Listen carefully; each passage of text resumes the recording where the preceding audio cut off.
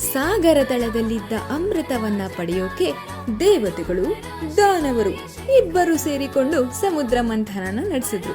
ವಿಷ್ಣು ಕೂರ್ಮಾವತಾರವನ್ನ ತಾಳಿ ಮಂದಾರ ಪರ್ವತವನ್ನ ಹಿಡಿದುಕೊಂಡ. ಪರ್ವತವು ಕಡುಗೋಲಾಯ್ತು.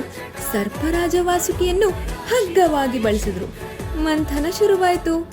ಮೊದಲು ಬಂದಿದ್ದು ಹಾಲಾಹಲವೆಂಬ ಭಯಂಕರ ವಿಷ. ಅದನ್ನ ಶಿವ ಕುಡಿದು ನೀಲಕಂಠನಾದ.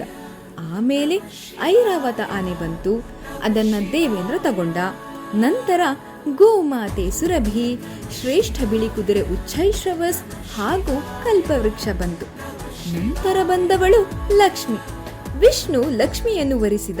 ಹೀಗೆ ಅಮೃತ ಬರೋಕ್ಕೂ ಮುಂಚೆ ಇಂತಹ 14 ವಸ್ತುಗಳು ಬಂದವು. ಹಾಗೆಯೇ ನಮ್ಮ ಜೀವನ. ನಾವು ಮಂಥನವನ್ನ ಶುರು ಮಾಡಿದಾಗ ಅತಿಯಾದ ನೋವು, ಕಷ್ಟಗಳು ಬರುತ್ತೆ. ಈ ವಿಷವನ್ನು ನಾವು ಕುಡಿದು ಅರಗಿಸಿಕೊಳ್ಳಲೇಬೇಕು. ಇದರಿಂದ ಯಾರೂ ಸಾಯೋದಿಲ್ಲ. ಇಷ್ಟು ನೋವುಗಳಿದ್ರೂ ಸಾಧಿಸುವ ಛಲ ಬೆಳೆಸ್ಕೊಳ್ಬೇಕು. ಅಮೃತ ಕೊನೆಯಲ್ಲಿ ಸಿಕ್ಕೇ ಸಿಗುವುದು ಎಂಬುದು ನೆನಪಿನಲ್ಲಿಟ್ಕೊಳ್ಬೇಕು. ಏನಂತೀರಾ?